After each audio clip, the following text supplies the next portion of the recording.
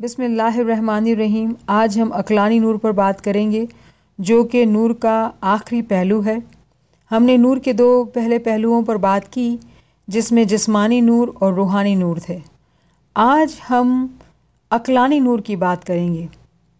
تو سب سے پہلے اخلاقیات، اعمال جو کہ جسمانی نور کے پہلو میں آتے ہیں، پھر روحانی نور کی بات کی اور آج ہم عقلانی نور کی بات کریں گے۔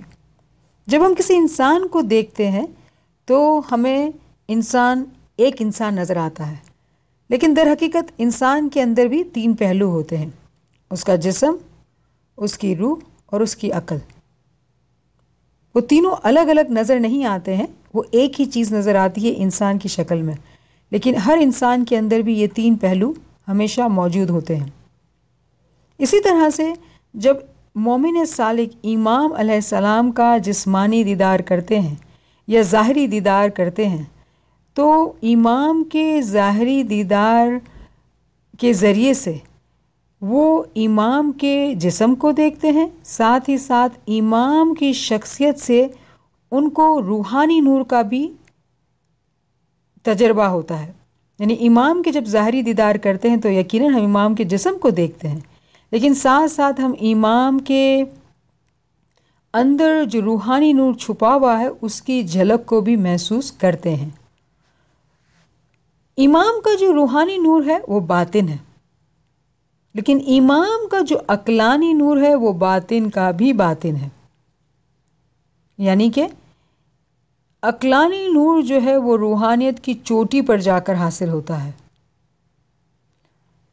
ایسا کیوں ہے؟ کیونکہ عقلانی نور جو ہے وہ ایبسٹریکٹ فارم میں ہے، اس کو دیکھنا انتہائی مشکل ہے، اس کو سمجھا پانا بھی انتہائی مشکل ہے۔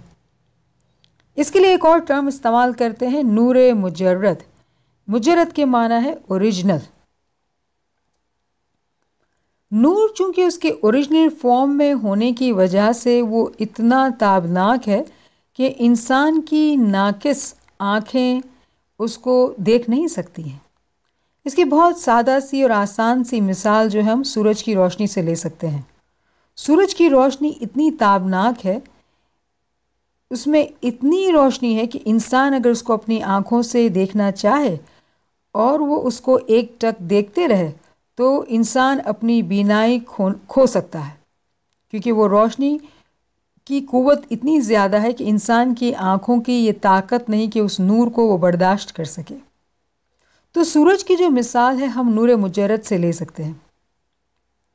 اس کی ایک مثال قرآن میں بھی ہے کہ جب حضرت موسیٰ علیہ السلام نے یہ خواہش ظاہر کی کہ وہ خداوند تعالیٰ کا دیدار کرے تو خدا نے ان سے یہ فرمایا کہ موسیٰ تم میرا دیدار نہ کر سکو گے، اس کو برداشت نہ کر سکو گے، لیکن موسیٰ نے پھر بھی ضد کی۔ اس کا نتیجہ کیا ہوا کہ جب خدا نے ان کو اپنا دیدار دیا، اپنے نور کی تجلی جب کوہ طور کے پہاڑ پر پھینکی تو موسیٰ اس کی تاب نہ لا سکے اور بے ہوش ہو کر گر پڑے۔ تو نور مجرد جو ہے، جو خداوند تعالیٰ کی مثال پر ہے، جو اپنی کلی تابناک کلی فارم میں، اوریجنل فارم میں ہے، اس کو برداشت کر پانا، اس کو دیکھ پانا انسان کے قابلیت سے باہر ہے۔ ایک اور مثال ہے قرآن میں 42 کی 51 جس میں خداوند تعالیٰ فرماتے ہیں کہ خدا جو ہے کسی بشر سے بات نہیں کرتا سوائے پردے کے پیچھے سے یا فرشتے کے ذریعے سے۔ تو یہاں پہ خداوند یہ فرماتے ہیں کہ خدا کے نور کا جو مقام ہے وہ اتنا اونچا اور اتنا اعلیٰ ہے کہ انسان اپنی کمتر ہستی میں اس کو دیکھ نہیں سکتا ہے۔ تو یہ مثال کے ذریعے ہم نے سمجھا کہ نور مجرد جو ہے وہ سورج کی مثال پر ہے۔ یہ بات بہت ضروری ہے یہاں سمجھنا کہ ہم یہ بات کر رہے ہیں بار بار کہ عقلانی نور کو سمجھنا یا سمجھا پانا بہت مشکل ہے۔ تو اس کے لیے ہم دنیا کی مثالوں کو لیں گے، ان مثالوں میں ممثول کو پکڑ کے ہم عقلانی نور کو سمجھنے کی کوشش کریں گے، ادروائز اس کو سمجھنا یا سمجھا پانا مشکل کام ہے۔ تو ہم مثال میں نہیں اٹکیں گے، اس کے ممثول کو سمجھنے کی حاصل کرنے کی کوشش کریں گے۔ تو سورج کی جو مثال ہو گئی وہ نور مجرد کی مثال ہے، وہ خداوند کے نور کی مثال ہے، خداوند کے اس نور کی مثال ہے جو باطن کا بھی باطن ہے، یعنی کہ عقلانی نور۔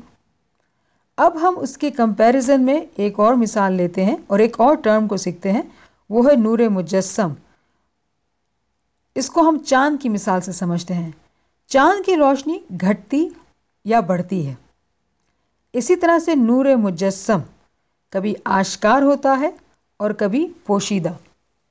تو امام، ایک مثال کے طور پر امام علیہ السلام جو ہے آج ہم تمام کے لیے آشکار ہے، ہم تمام اسماعیلیوں کے لیے نہیں بلکہ پوری دنیا کے لیے امام کی امامت آج جو ہے آشکار ہے، جبکہ یہ حقیقت نہیں تھی حضرت مولا علی علیہ السلام سے پہلے۔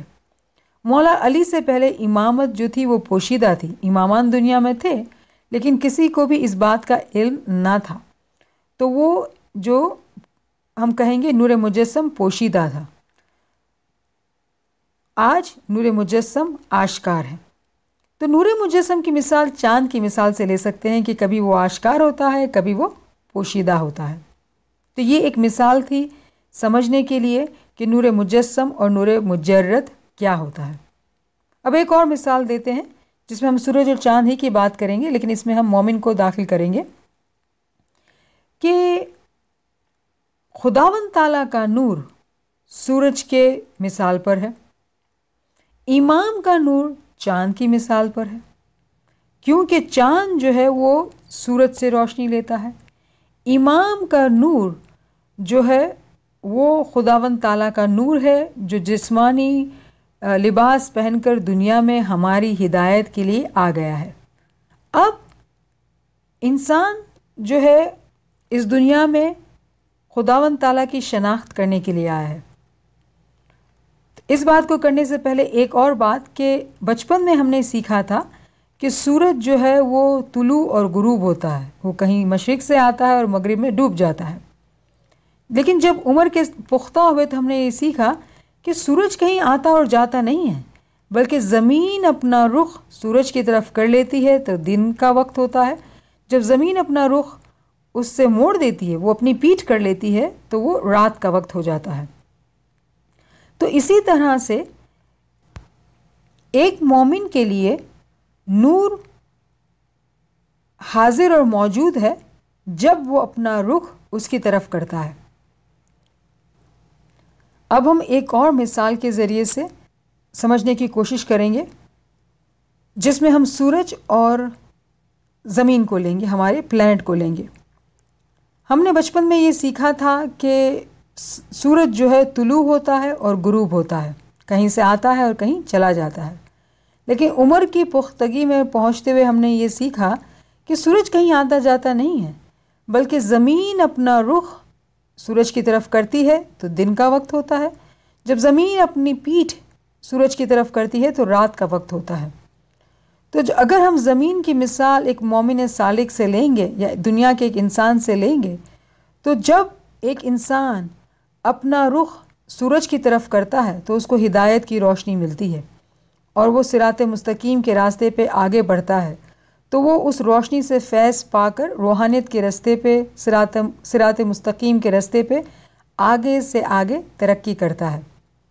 اس کے کمپیریزن میں اگر کوئی شخص اپنی پیٹھ سورج کی طرف کر لیتا ہے، یعنی امام کی طرف وہ پیٹھ کر لیتا ہے، تو اس کا مطلب یہ نہیں کہ سورج اپنی جگہ پر موجود نہیں ہے، سورج تو ہمیشہ سے موجود و حاضر ہے، لیکن چونکہ اس نے اپنی پیٹھ سورج کی طرف کی ہوئی ہے تو وہ اس روشنی کو پا نہیں سکتا اور تاریکی ہی میں رہتا ہے۔ تو یہ دو الگ الگ مثالیں تھیں جس کو ہم نے سمجھا۔ اب ہم بات کریں گے کہ یہ بات ہم کو یاد رکھنی ہے کہ آج جو ہم بات کر رہے ہیں وہ امام شناسی کے کورس کے اندر نور کی بات کر رہے ہیں، تو ہمارا ریفرنس پوائنٹ جو ہے وہ امام شناسی ہے، اور ودن امام شناسی ہم نور کے موضوع پر بات کر رہے ہیں۔ تو ایک بار پھر سمجھنے کے لیے نور مجرد جو ہے وہ خداوند تعالیٰ کی مثال پر ہے، اور جس کی مثال ہم نے دنیا میں سورج سے لی۔ نور مجسم جو ہے وہ امام کی مثال پر ہے اور جس کی مثال ہم نے چاند سے لی۔ اب ایک مومن صالح جو اپنا رخ سورج کی طرف کر دیتا ہے تو وہ امام کی ہدایت سے فیض پاتے ہوئے اپنے اندر सिरात मुस्तकीम पर चलते हुए वो नूर के रास्ते पे तरक्की करके जिस्मानी नूर, ज़ाहिरी नूर को पाता है, फिर बातिनी नूर पर तरक्की करता है और फिर आगे चलकर वो अक़लानी नूर तक पहुंचता है। तो नूर हिदायत जो है, खुदावंद ताला जब इमाम के जिस्मानी लिबास में जब दुनिया में आ जाता है और वो मोमिनीन को हिदायत देते हैं, तो हम वो हिदायत अपने जिस्म के तवस्सुत से पाते हैं। चूँकि हम अपने जिस्म के ज़रिए से जमात खाने जाते हैं, दीदार हॉल में जाते हैं, और इमाम जब हमें हिदायत देते हैं, हमें इल्म देते हैं, तो वो हिदायत हमें मिलती है। तो जब हम अपने जिस्म की रियाजत से हम इल्म हासिल करते हैं, या जैसा कि हम इस इल्म क्लास में बैठे हैं और यहाँ हम हकीकी इल्म को हासिल करते हैं, तो हमने अपने जिस्म के ज़रिए से, यानी हमारे जो हवास खमसा है, उसके ज़रिए से इस इल्म की दौलत को हमने हासिल किया। तो इसे कहते हैं इल्मुल यकीन, यानी नॉलेज ऑफ सर्टेनिटी। जब हम इल्मुल यकीन को हासिल करते हैं तो उसका असर हमारी रूह पर पड़ता है, और जब रूह के ज़रिए से हम इस इल्म को देख पाते हैं, यानी कि हमारे रूहानी हवास खमसा के ज़रिए से जब इस नूर को देख पाते हैं, तो उसे कहा जाता है ऐनुल यकीन, सर्टेनिटी ऑफ आई। फिर आगे चलते हुए हम इस नूर को अक़लानी लेवल पर देख सकते हैं। अक़लानी हवास के ज़रिए से जब हम इसको विटनेस करते हैं, तो उसे हक़्क़ुल यकीन कहा जाता है, सर्टेनिटी थ्रू इंटेलेक्ट। बहुत आसान मिसाल इसको समझने के लिए अगर हम पानी की लेते हैं कि यहाँ लेक लुइसविल है और हम ये कहते हैं कि भाई वहाँ जो है पानी बहुत साफ़ सुथरा है, बहुत अच्छा है, लोग वहाँ स्विमिंग करते हैं और बोटिंग करते हैं वगैरह वगैरह। तो ये बात अब मेरे इल्म में है, मेरी नॉलेज में है, तो इसे इल्मुल यकीन कहेंगे।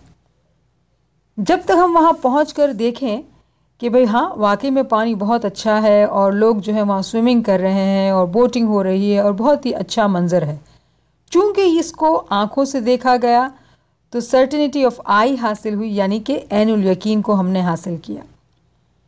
अब जबकि हमने ख़ुद पानी में छलांग लगाई और पानी को महसूस किया, तो उसे हमने तजर्बा करके देखा, तो उसको हम हक़्क़ुल यकीन का दर्जा देंगे, यानी सर्टेनिटी थ्रू इंटेलेक्ट। हमने ख़ुद उसको तजर्बा करके देख लिया।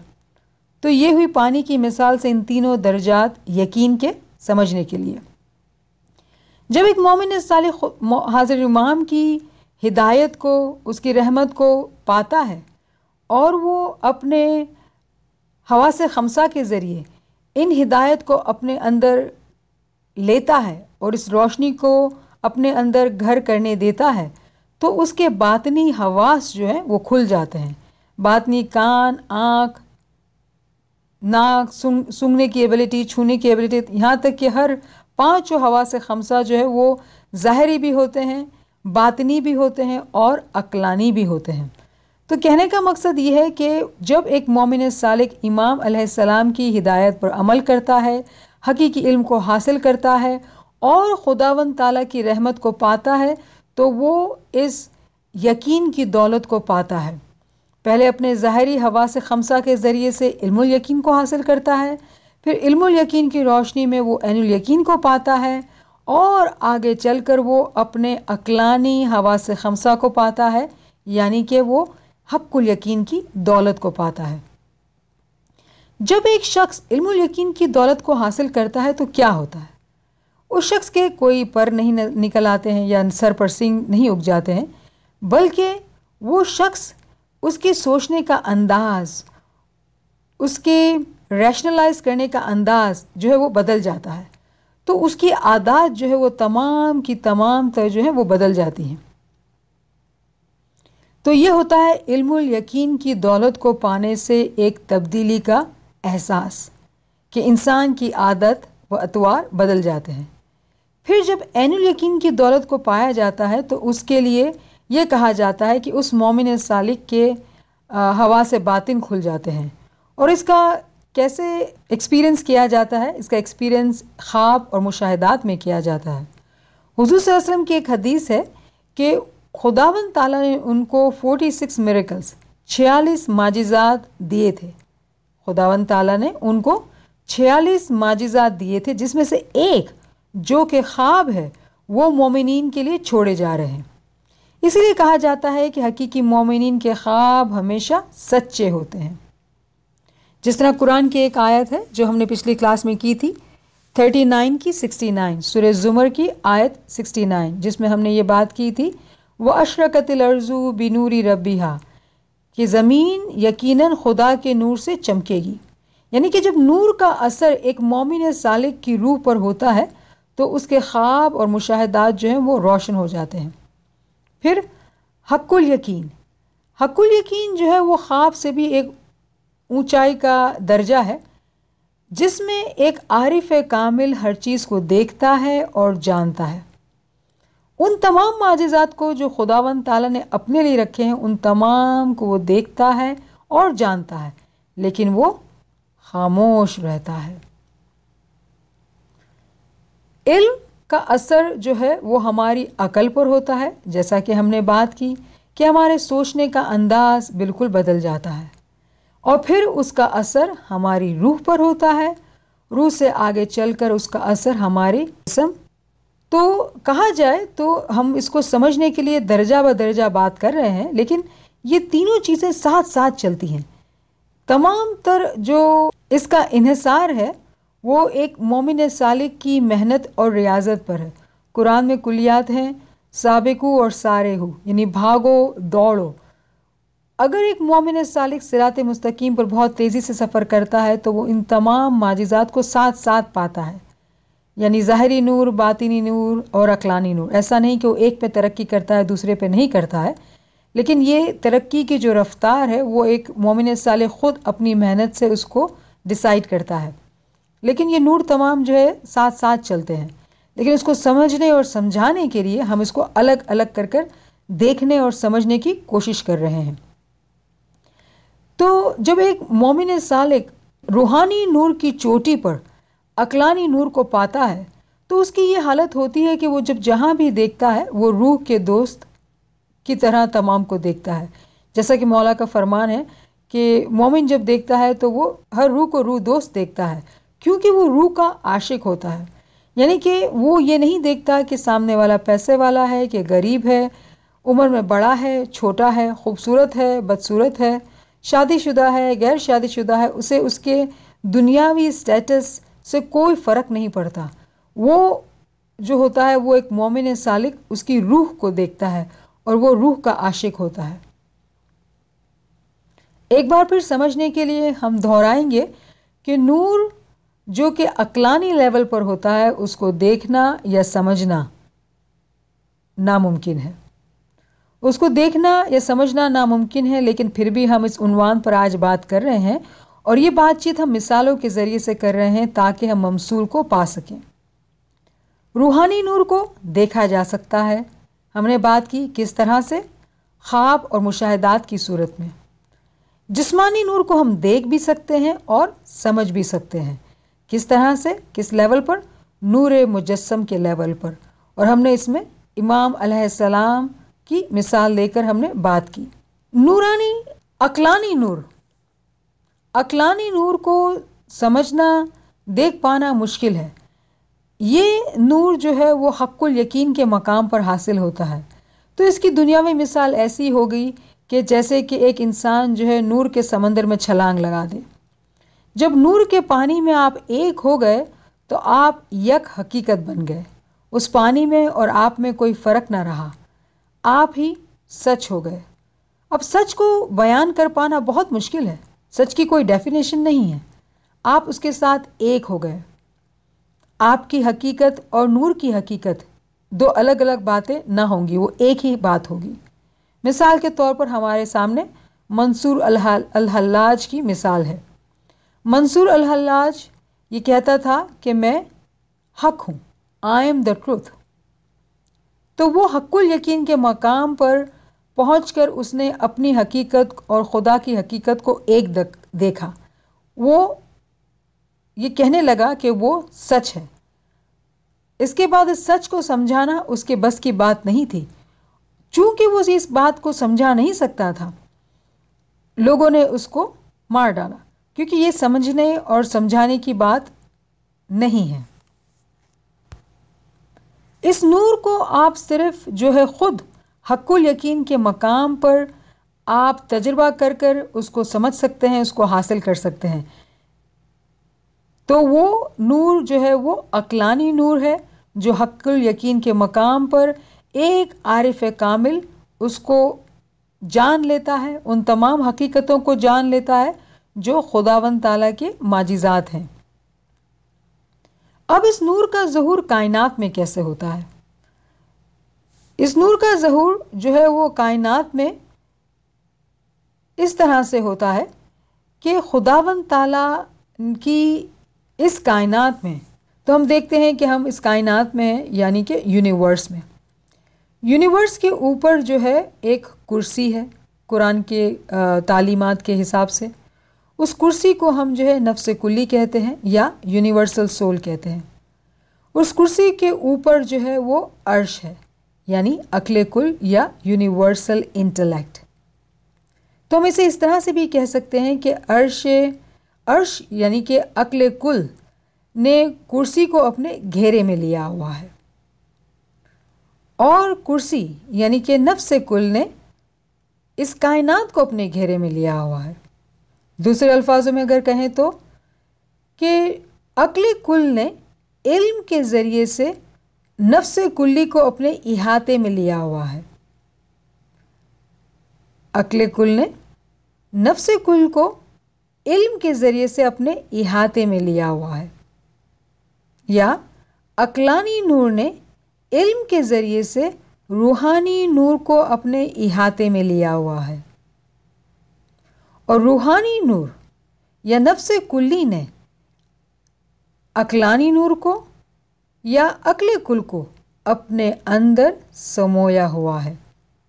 اس کو سمجھنے کے لیے ہم اس طرح سے بات کریں گے کہ نور عقل یا عقلانی نور جو ہے وہ عرش ہے علی اللہ کا۔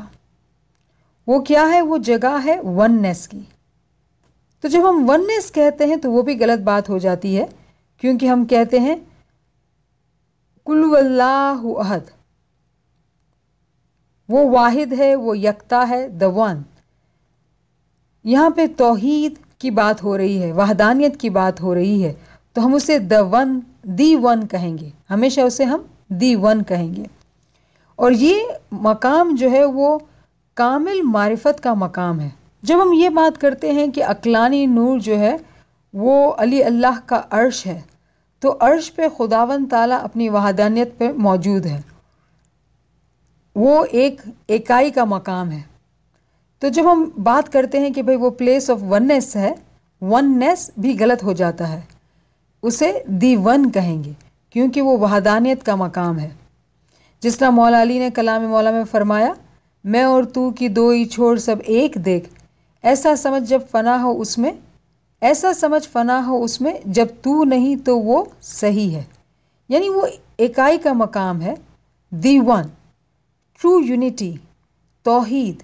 اور یہ مقام ایک عارف کامل کو جب کامل معرفت ملتی ہے تب وہ اس نور کو یعنی عقلانی نور کو سمجھ پاتا ہے۔ تو ہم سمجھ سکتے ہیں کہ عقلانی نور کا مقام جو ہے وہ کتنا اعلیٰ ہے۔ اس کو لفظوں میں پرو کے اس کی بات کرنا مشکل ہے۔ اب ہم اس کو ایک اور آسان مثال سے دیکھیں گے کہ اگر ہم انسان کو لیتے ہیں تو انسان کا جسم ہے، تو جسم کی جان کیا ہے؟ جسم کی جان جو ہے وہ روح ہے۔ اب روح کی جان کیا ہے؟ تو وہ عقل ہے۔ تو انسان کے اندر بھی جسم، روح اور عقل ہے۔ تو اس کو اگر ہم سمجھنے کی کوشش کریں انہی 3 درجات پر، تو ہم کہیں گے کائنات، عالم شخصی، جسم، روح، روحانی نور، نفس کلی، عقل، عقلانی نور، عقل کل۔ تو وہ یہی باتیں ہیں، ہم ان ٹرمینالوجی سے الگ الگ درجات کو، الگ الگ کانسیپٹس کو سمجھنے کی کوشش کر رہے ہیں۔ جب ہم امام علیہ السلام کی مثال کو لیتے ہیں تو امام کو ہم کامل و مکمل انسان کہتے ہیں۔ امام علیہ السلام جو ہیں وہ کامل اور مکمل ہے، ان میں کوئی کمی، کوتاہی، کہیں کوئی کمی کی گنجائش ہے ہی نہیں۔ امام جو ہے ان کو ہم کامل انسان کہتے ہیں، کمپلیٹ اینڈ پرفیکٹ۔ इमाम की जो अक्ल है उस पर अक्ल कुल्ली का साया है। तो इमाम की अक्ल हम इंसानों की अक्ल की तरह अक्ल गरीजी नहीं है, वो अक्ल बरतर है। इमाम की रूह जो है वो अजीम रूह है। क्यों? क्योंकि उस पर नफ्स कुल्ली का साया है। और इमाम का जो जिस्म है वो दर हकीकत में नूरानी बदन है, जिसे हम जिस्म लतीफ़ भी कहते हैं। और ये जिस्म लतीफ़ जो है वो हावी और मुहीत है पूरी दुनिया पर। और ये हमने सूरह यासीन की आयत नंबर 12 में सीखा था इस कुलिये के हिसाब से, वकुल्ल शैइन अस्सैनाहु फी इमाम मुबीन, यानी कि हर चीज़ इमाम अलैहिस्सलाम में समोई हुई है। तो वो किस तरह से समोई हुई है? वो इस तरह से कि इमाम का जिस्म लतीफ़ पूरी कायनात को घेरे हुए है। इसी तरह से जब हम कहते हैं कि इमाम हर जगह मौजूद है, तो इमाम इस तरह से हर जगह मौजूद होता है। मौलाना रूमी का एक शेर है, अक्ल कुल्लो नफ्स कुल मर्द खुदा अस्त, अर्श कुर्सी रामदान कज़वे जुद अस्त, यानी कि कामिल इंसान ही दर हकीकत में अक्ल कुल और नफ्स कुल है। ऐसा न समझना कि अर्श और कुर्सी उससे जुदा है, वो दर हकीकत में खुद ही अक्ल कुल और नफ्स कुल है। तो बहुत ही खूबसूरत अल्फाज में एक कामिल इंसान, जो कि हम जानते हैं कि इमाम अलैहिस्सलाम की ज़ात मुबारक है, की तारीफ़ की गई है। अब एक और नुक्ते को समझते हैं कि इस नूर का मज़हर, यानी अक्लानी नूर का मज़हर, मैनिफेस्टेशन किस तरह से इस कायनात में होता है। तो हम जानते हैं कि अक्लानी नूर जो है वो हमारी आँखों से ओझल है, इनविजिबल है। तो उसके मज़हर को हम कैसे देख पाएँ? तो हमने ये बात की कि जब हम इमाम अलैहिस्सलाम का दीदार करते हैं तो हम इमाम की शख्सियत को जब देखते हैं तो हमें इमाम का रूहानी नूर वाज़े तौर पर महसूस होता है। तो हम यहाँ दो बातें कर रहे हैं कि इमाम के ज़ाहरी दीदार को एक मोमिन सालिक देख करता है तो वो इमाम की शख्सियत से नूर को देख पाता है, और इमाम के रूहानी नूर की झलक भी इमाम की शख्सियत से वो देख पाता है। तो बज़ाहिर हम जिस्मानी तौर पर इमाम के जिस्म को देख रहे होते हैं, लेकिन इमाम के जिस्म से ज़्यादा हम कुछ महसूस करते हैं। वो ज़्यादा महसूस करना इमाम के रूह की झलक हम अपनी आँखों से देख पाते हैं। तो नूर का जो मज़हर है वो इमाम की शख्सियत से महसूस करते हैं, और इमाम का रूहानी नूर भी जो है इमाम की शख्सियत से हम देख पाते हैं, क्योंकि उसका साया जो है वो इमाम की शख्सियत पर होता है। वरना इमाम का जिस्म और हमारे जिस्म में कोई फ़र्क नहीं है, बज़ाहिर एक ही किस्म का जिस्म है, क्योंकि वो भी इंसान के लिबास में हमारे सामने आए हैं। लेकिन चूँकि वो इमाम अलैहिस्सलाम है, वो खुदावंद ताला का नूर जिस्मानी जौमा लेकर दुनिया में आया है, तो जब हम इमाम के जिस्मानी दीदार भी करते हैं तो इमाम के रूहानी नूर को हम महसूस कर सकते हैं, हम उसकी झलक देख सकते हैं। एक बार फिर रिव्यू करने के पर्पस से कि नूर जो है पर्सनालिटी, शख्सियत के थ्रू विजिबल है, यानी ज़ाहिरी नूर। रूहानी नूर जो है वो बातिन है, लेकिन कुछ हद तक जब हम ज़ाहिरी दीदार करते हैं तो बातिन की झलक हम देख पाते हैं, क्योंकि उसका साया होता है, मुकम्मल तौर पर नहीं, लेकिन उसकी झलक यकीनन हम महसूस करते हैं। अक्लानी नूर जो कि बातिन का भी बातिन है, उसको देखना नामुमकिन है, समझना नामुमकिन है। उसको सिर्फ हम ज़हनी व फितरी तौर पर ही समझ सकते हैं, इदराकात की सूरत में। हमारे रूहानी हवा से खमसा के ज़रिए से, अक्लानी हवा से खमसा के ज़रिए से। मिसाल के तौर पर आरिफ कामिल जब अपनी अक्लानी क़ियामत से गुज़रता है तो वो अक्ल कुल का मुशाहिदा गौहर अक्ल की सूरत में हज़ीरा कुद्स पर करता है। एक बार फिर आरिफ कामिल अपनी अक्लानी क़ियामत में अक्ल कुल का मुशाहिदा गौहर अक्ल की सूरत में हज़ीरा कुद्स पर करता है। हज़ीरा कुद्स क्या है? हमारी ज़बान में हमारे पीरों की तालीमात के मुताबिक हम उसे भमर गुफ़ा कहते हैं, और ये पलक झपकने में होता है। तो पलक झपकने में एक आरिफ कामिल अपनी अक्लानी क़यामत में इस अक्लानी नूर का मुशाहिदा करता है। गो कि हमने पहले ये कहा कि इसको हम जो है देख नहीं पाते, लेकिन अब यहाँ हम कह रहे हैं कि एक आरिफ कामिल इसका मुशाहिदा कर सकता है। लेकिन ये मुशाहिदा जो है एक मोती की सूरत में होता है। वो मोती जिसको गौहर अक्ल कहेंगे, यानी अक्ल का एसेंस, अक्लानी नूर का एसेंस उसको एक मोती की सूरत में दे दिया जाता है, जो वो वक्त के साथ साथ इसको हासिल करता रहता है। तो अक्लानी नूर जो है उसका मजहर रूहानियत पे भी होता है, लेकिन साथ ही साथ इमाम की शख्सियत से भी होता है। तो हमने बात की कि ज़ाहरी दीदार के वक्त हम ज़ाहरी दीदार को देखते हैं, साथ साथ रूहानी दीदार की, रूहानी नूर की झलक भी देखते हैं। क्यों? क्योंकि इमाम की रूह पर नफ्स कुल्ली का साया होता है। जब हम रूहानी दीदार करते हैं ख्वाब की सूरत में, तो उस वक्त हम जो है वो इमाम के रूहानी दीदार करते हैं, साथ ही साथ अक्लानी दीदार की झलक भी देखते हैं। वो किस तरह से? अगर ख्वाब में हम हिदायत को पाते हैं तो वो अक्लानी नूर की झलक है। और वक्त के साथ साथ हम इसको बहुत दफ़ा दोहराएंगे ताकि इसको हम समझ पाएं कि ये बात क्या हो रही है। अगर अक्लानी नूर इस दुनिया में ज़ुहूर ना पाता तो दुनिया हमेशा तारीकी में रहती, वो हमेशा अंधेरे में होती। इसीलिए हम कहते हैं कि इमाम अगर इस दुनिया में ना हो तो ये दुनिया तारीकी में डूब जाए, क्योंकि इमाम ही के जिस्म में रूहानी नूर पिनहान है और इमाम की रूह में अक्लानी नूर पिनहान है। एक बार फिर, इमाम के जिस्म में रूहानी नूर पिनहान है और इमाम की रूह में अक्लानी नूर पिनहान है, क्योंकि इमाम की रूह और अक्ल पर नफ्स कुल्ली और अक्ल कुल्ली का साया है। अब नूर की कैफियत क्या है, नूर का नेचर क्या है? तो हमने ये बात की कि अक्ल दर हकीकत में सरचश्माए नूर है। क्यों? कि अक्ल के ज़रिए से हम इल्म को समझते हैं, इल्म को हासिल करते हैं। अगर इस नूर को हम दुनिया से हटा दें तो दुनिया में तारीकी होगी। जिस तरह से एक इंसान है, उसके पास जिस्म है और वो रूह भी रखता है, लेकिन वो अक्ल नहीं है, यानी कि वो हमारी ज़बान में पागल है। अक्ल जो है वो बच्चे की मानिंद है, पैदाइशी तौर पर उसको अक्ल नहीं दी गई, तो उसका होना या ना होना कोई माना नहीं रखता है।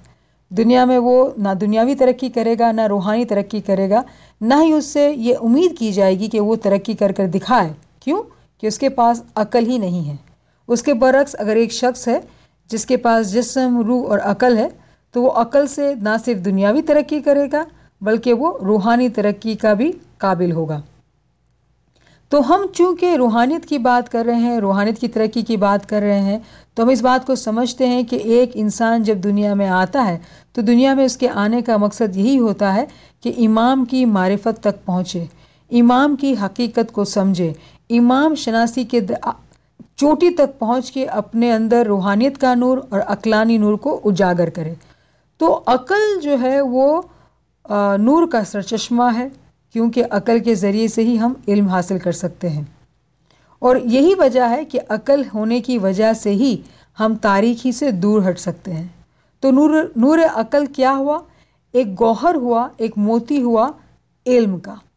जब इस इल्म के मोती से एक मोमिन सालिक मुसलसल इल्म और हिकमत को लेता रहता है तो वो एक रोशनी को पाता है, रूहानी नूर की रोशनी और अक्लानी नूर की रोशनी।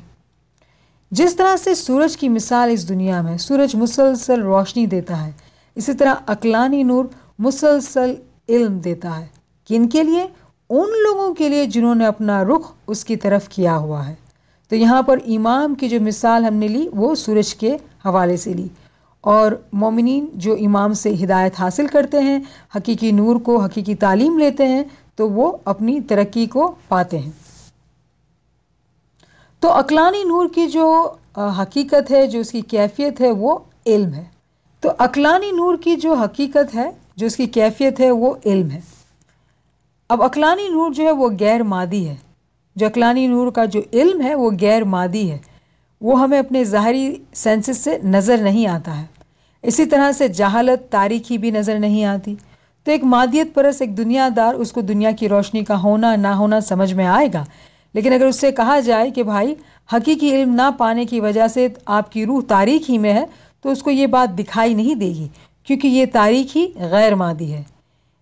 اور ساتھ ہی ساتھ ایک مومن جب اس نور کو، عقلانی نور کو حاصل کرتا ہے علم کے ذریعے سے، تو یہ روشنی بھی غیر مادی ہے، جو نظر نہیں آتی لیکن صرف محسوس کی جا سکتی ہے۔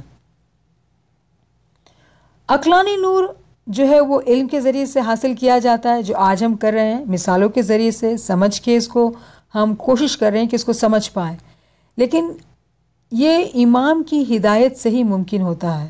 تو ایک مومن سالک جب امام کی ہدایت کو لیتا ہے، علم کو حاصل کرتا ہے، تو بظاہر یہ دو باتیں الگ الگ لگ رہی ہیں کہ ہم امام کی ہدایت کو پاتے ہیں، حقیقی علم کو لیتے ہیں، لیکن آگے چل کر جب ایک مومن سالک کی عقلانی ترقی ہوتی ہے، وہ اس علم کے راستے پہ آگے بڑھتا ہے، صراط مستقیم کے راستے پہ مستحکم رہتا ہے، تو علم اور ہدایت تمام تر ایک ہو جاتی ہیں، کیونکہ اس کا مقصد اور اس کی جو معنی ہے وہ ایک ہی ہے، ٹھیک ہے نا؟ کیونکہ علم حاصل کرنے کی وجہ سے ہم جان پاتے ہیں۔ کس کو جان پا سکتے ہیں؟ خدا کی حقیقت کو۔ خدا کی حقیقت کو ہم جان پاتے ہیں اگر ہم علم لیتے ہیں۔ اور ہدایت ہمیں کیا سکھاتی ہے؟ ہدایت ہمیں سکھاتی ہے کہ صراط مستقیم پر کس طرح چلنا ہے، اچھے اور برے کا فرق کیا ہے، اور اس راستے پر چل کر ہم خدا تک پہنچ سکتے ہیں۔ تو یہ ہوا ہدایت اور علم، لیکن آگے چل کر یہ دونوں باتیں ایک ہی ہو جاتی ہیں۔ تو علم کی جو روشنی ہے، عقلانی نور کی جو روشنی ہے، وہ یقین اور معرفت کی صورت میں ہے۔ یہ کہاں پر ہوتی ہے؟ حق الیقین کے مقام پر، جب ایک عارف کامل مکمل معرفت کو جب پا لیتا ہے، تو اس کے پاس یقین کی دولت اور معرفت کی دولت دونوں ہی آ جاتی ہیں۔ تو اگر ہم ان ٹرمز کو درجہ بدرجہ لیں تو ہم نے علم کی بات کی، علم آگے چل کر حکمت بنتا ہے، مومن ہدایت لیتا ہے، آہستہ آہستہ اسے یقین کی دولت حاصل ہوتی ہے، اور یقین جو ہے وہ معرفت میں بدل جاتا ہے۔ پھر یہ تمام چیزیں جو ہے وہ وحی کی صورت میں ظہور پاتی ہیں۔ تو وحی کا لفظ جو ہے وہ ہم پیغمبر کے لیے استعمال کرتے ہیں کہ پیغمبر، جیسے ہم رسول صلی اللہ علیہ وسلم کی مثال لیتے ہیں، حضور صلی اللہ علیہ وسلم نے اپنے اعمال، اخلاقیات کی تعلیم جو ہے بچپن ہی سے اپنے دادا سے حاصل کی۔ جب وہ ایک عمر کو پہنچے تو انہوں نے اپنے اسم اعظم پر عبادت کرنا شروع کی غار حرا میں، یعنی کہ روحانی نور کی تلاش یا روحانی نور کی راہ پر وہ گامزن ہو گئے۔ جب جبرائیل علیہ السلام ان پر نازل ہوئے اور ان سے کہا پڑھ، تو وہ ان کو وحی نازل ہوئی، یعنی کہ جب وہ یقین کی دولت کے راستے پہ آگے بڑھتے گئے، معرفت کی روشنی کو پاتے گئے، جب انہوں نے اپنے اسم اعظم کو مکمل کر لیا تو ان پر وحی نازل ہوئی۔ لیکن جب ایک مومن سالک، ایک عارف کامل جب اس درجے کو پاتا ہے تو ہم اس کے لیے لفظ الہام کو استعمال کرتے ہیں، وحی کو نہیں، الہام کو استعمال کرتے ہیں، کیونکہ وحی کا لفظ جو ہے وہ پیغمبر کے لیے استعمال ہوتا ہے۔ پھر اسی طرح سے اسے خداوند تعالیٰ کی تائید حاصل ہوتی ہے اور توفیق حاصل ہوتی ہے، اور وہ ترقی پر گامزن ہوتا ہے۔